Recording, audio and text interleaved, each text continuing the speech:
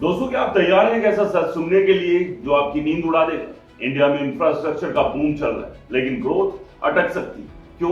क्योंकि हम land trap में फंस चुके हैं। जी हाँ दोस्तों, आज आप ये वीडियो पूरा देखने पर मजबूर हो जाएंगे, क्योंकि आज हम बात करेंगे उस अनकंफर्टेबल ट्रूथ की जो हर रियल एस्टेट इन्वेस्टर को सुननी चाहिए।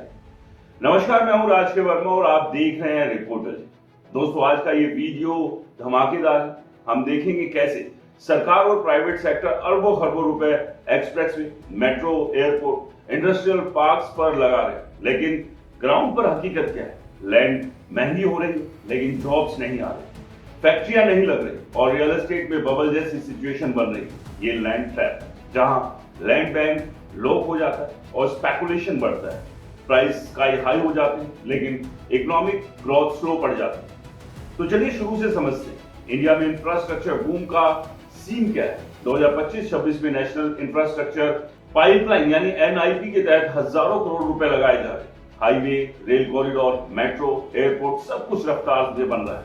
रिपोर्ट्स कहती है कि इंडस्ट्रियल और वेयर हाउसिंग लीजिंग 2025 में रिकॉर्ड 36.9 मिलियन स्क्वायर फीट तक पहुंच गए, 16% YoY ग्रोथ के साथ। दिल्ली एनसीआर में इसमें टॉप पर है 24% शेयर के साथ, लेकिन यह सिर्फ कागज पर अच्छा लगता है। अब असली खेल देखिए।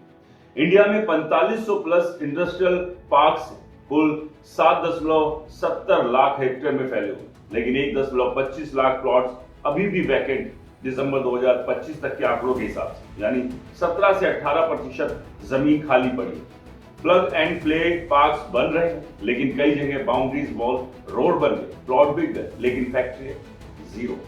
सबसे बड़ा एग्जांपल यमुना एक्सप्रेस। यहां गेड़ा के 3476 इंडस्ट्रियल प्लॉट में से 94% अभी तक आइडियल है। सिर्फ 8 plots functional, 198 under construction. Noida international airport आने वाला है, लेकिन इंडस्ट्री नहीं आनी। क्यों? क्योंकि जॉब्स नहीं, पॉपुलेशन मूवमेंट नहीं, सिर्फ स्पेकुलेशन। लैंड प्राइस जंप कर रहे हैं, लेकिन रेंटल यील्ड वो जीरो के करीब है। दिल्ली एनसीआर में भी यही हाल है। मल्टीपल एक्सप्रेसवे, लॉजिस्टिक हब, लेकिन हर जोन सक्सेस नहीं बनता। कुछ एरिया डेड जोन बन जाते हैं।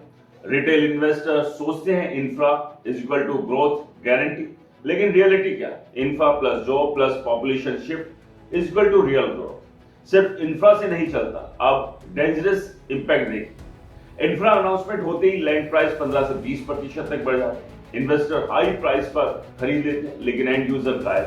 Speculator dominate. हेल्दी मार्केट में एंड यूजर बड़ा होता है, इन्वेस्टर छोटा। यहां उल्टा हो रहा है, बबल टाइप सिचुएशन। बैंक भी इन्फ्लेटेड वैल्यू पर लोन दे रहे हैं। अगर प्रोजेक्ट स्टॉल हुए तो बैंकिंग स्ट्रक्चर यानी एनपीए बढ़ेंगे।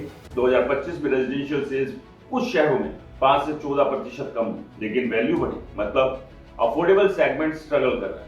लग्जरी और स्पेकुलेटिव डिमांड बढ़ रही है। ये assets inflation without income generation, classic land trap. तो स्मार्ट इन्वेस्टर कैसे बचे? रूल नंबर 1, जॉब्स चेक करो। पास में ऑपरेशनल फैक्ट्रियां, ऑफिसेज, एम्प्लॉय रह रहे हैं? अगर नहीं तो दूर रहो।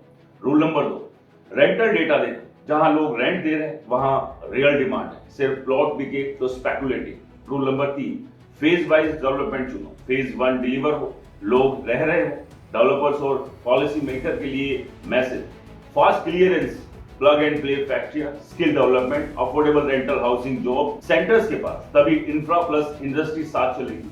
मेरा वर्डिक्ट है, इंफ्रास्ट्रक्चर बूम हिस्टोरिकल अपॉर्चुनिटी है, लेकिन ब्लाइंड इन्वेस्टमेंट खतरनाक। विनर्स वही होंगे जो लैंड नहीं, इकोनॉमी एक्टिविटी खरीदेंगे। ग्राउंड रियलिटी चेक करो, फ्लैशी अनाउंसमेंट पर मत बहको। दोस्तों, अगर एनालिसिस पसंद आया हो तो इसे लाइक करो, शेयर करो, अपनी कहानी कमेंट में जरूर बताएं, और हाँ, हमारे चैनल को सब्सक्राइब करना बिल्कुल ना।